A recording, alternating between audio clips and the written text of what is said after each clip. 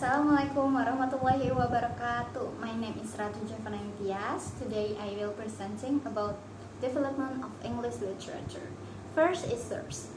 The relative history of literature in English Britain and Ireland second edition, written by Ronald Charter and John McRae with a foreword by Malcolm Bradbury, published in 2001 by Routledge. The source is: first is the beginning of English.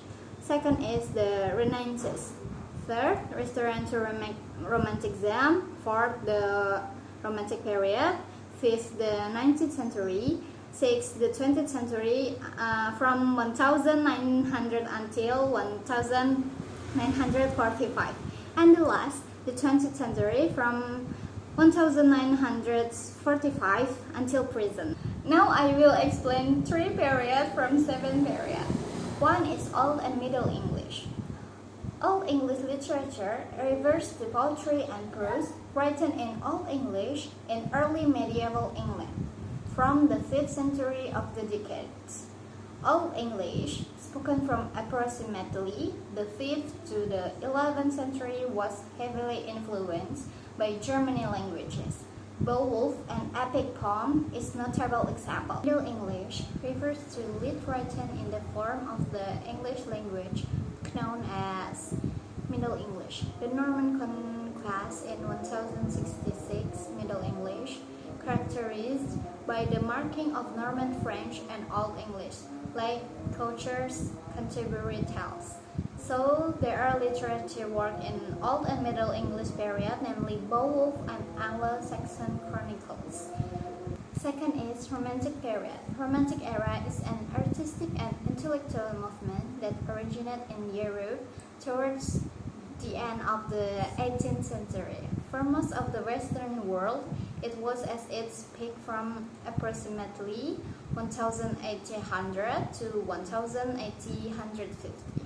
Romanticism was characterized by its emphasis on emotion and individualism, as well as glorification of the past and nature, preferring the medieval to the classical. So there are literature work in Romantic period, namely lyrical ballads and dream children.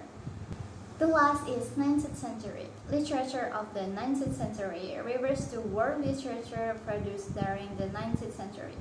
The range of years is for the purpose of this literature written from 1979 to 1900. The following the age of enlightenment, new ideas become more widespread. As a result of the changing politics and economic system of the Western world, Industrial Revolution introduced new technologies to meet the evolving demands of society. So there are literature works in the 19th period, namely the Sign of the Four and the Middle March. Now I will explain the Sign of the Four, but before that, what should we know about this book? First is Sherlock Holmes series. Familiarity with the character of Sherlock Holmes and his methods of deduction, as well as his close associate, Dr. John Watson, will enhance your read experience. The second is detective fiction tropes. Knowing some common tropes of detective fiction can help you appreciate how Doyle uses and subverts them in his work.